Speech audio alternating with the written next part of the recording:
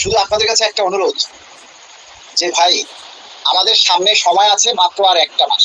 আজকে 14 তারিখ এপ্রিলের, আগামী মাসের 14 তারিখ, মানে আগামী মাসের 15 তারিখ, এই মে মাসের 15 তারিখ, এপ্রিলের 14 তারিখ মানে 15 তারিখ, আর ওই মাসের 15 তারিখ, মাঝখানে একটা মাস আমাদের সময় আছে।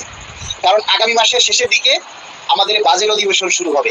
এর মধ্যে যদি আপনারা সোচ্চার না হতে পারেন, এর মধ্যে যদি আমাদের দাবির কথাগুলি সবাই জোরালো ভাবে উপস্থাপন করতে না পারেন, তাহলে কিন্তু বাজেটে যে আমাদের বরাদ্দটা থাকবে এটা কিন্তু নিশ্চিত নয়। সুতরাং এই ব্যাপারে আপনারা বেশি বেশি সোচ্চার হতে হবে। আমরা এখন, আপনারা অনেকেই বলেন যে রাস্তায় আন্দোলন দেন, রাস্তায় আন্দোলন দেন, আন্দোলনের ডাক দেন। ওরে ভাই, আন্দোলনের ডাক দেওয়া যাবে না এখন। রাস্তায় আন্দোলন করার সময় নেই। রাস্তায় আন্দোলন করলে কে দেখবে? এই সোশ্যাল মিডিয়ায় আন্দোলন করলেও সেই দেখবে। সোশ্যাল মিডিয়াতে আমরা যখন একটা দাবি তুলি, সেই দাবিটা যদি মিলিয়ন মিলিয়ন ভিউ হয়, তাহলে দেখবেন সরকারের টনক নড়ে যাবে, প্রশাসনের টনক নড়ে যাবে। কিন্তু আমরা একটা দাবি নিয়ে পোস্ট দিলে সেখানে ওই 1000, 2000 আর 5000-এর উপরে সাপোর্ট করে না। কেন ভাই? 22 লক্ষ সরকারি কর্মচারী, পরিবার আছে, পরিজন আছে, প্রত্যেকে অ্যান্ড্রয়েড মোবাইল চালায়। আমাদের যারা সরকারি চাকরিজীবীর পরিবার আছে, আপনি সরকারি চাকরি করেন, আপনি না হয় শেয়ার করতে পারেন না, কষ্টে আছেন, আপনার পরিবার আছে না, আপনার স্ত্রী আছে, ছেলে মেয়েরা আছে, প্রত্যেকে অ্যান্ড্রয়েড মোবাইল চালায়। প্রত্যেককে বলে দিবেন আমাদের এই দাবির কথাগুলি, তারা যেন দ্রুত প্রচার করে, শেয়ার করে। তাহলে আমাদের দাবিগুলি সরকারের নজরে পৌঁছে যাবে, অবশ্যই পৌঁছে যাবে।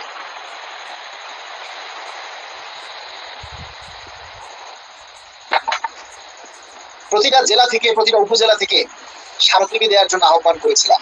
যারা দিয়েছেন তাদেরকে ধন্যবাদ জানাই, তাদের প্রতি কৃতজ্ঞতা প্রকাশ করি। যারা দেন নাই তাদেরকেও ধন্যবাদ জানাই যে আপনারা দায়িত্বশীলতার পরিচয় দিয়েছেন। আপনারা যে কত দায়িত্বশীল সেটা আপনারা পরিচয় দিয়েছেন। এই যে আপনাদের জন্য এত কষ্ট করি, এত কিছু করি, আমাদের এই কষ্টটা তখনই সার্থক হবে যখন আমাদের এই কষ্টটাকে আপনারা সাপোর্ট করবেন।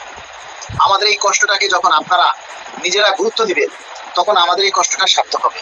আদারওয়াইজ আমাদের এই কষ্টটা কোনো কাজে আসবে না। আমরা যখন একটা দাবি নিয়ে পোস্ট করি, দেখবেন গতকালকে সন্ধ্যায় আমি একটা পোস্ট করেছি, সচিব কমিটিকে উদ্দেশ্য করে আমি একটা লেখা লিখেছি। সেখানে আমরা বলেছি যে আমরা 35,000 টাকা সর্বনিম্ন কেন চেয়েছিলাম। দুইটা পে স্কেলের টাইম অতিবাহিত হয়ে গেছে, 20 সালে, 25 সালে। 8,250 টাকা ডাবল করলে 16,500 হতো, 16,500 টাকারে ডাবল করলে 33,000 টাকা হতো। আর নিম্ন গ্রেডের চাকরিজীবীদের বেতন তো 100%-এর বেশি বাড়ানো হয়। তো সেই হিসাবে আমরা 35,000 টাকা দাবি করেছিলাম।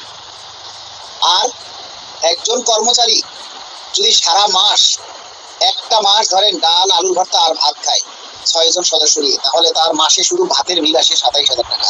তারপর তার বাসা ভাড়া, বিদ্যুৎ বিল, গ্যাস, পানি, ছেলে মেয়েদের শিক্ষা, চিকিৎসা, আরো অন্যান্য যে আনুষঙ্গিক খরচ আছে, সব মিলিয়ে একটা নিম্ন গ্রেডের মানে 20তম গ্রেডের একজন চাকরিজীবীরও মাসে 50,000 টাকার উপরে খরচ হয়। অথচ একজন 20তম গ্রেডের চাকরিজীবী বেতন পায় মাত্র 15 থেকে 16,000 টাকা।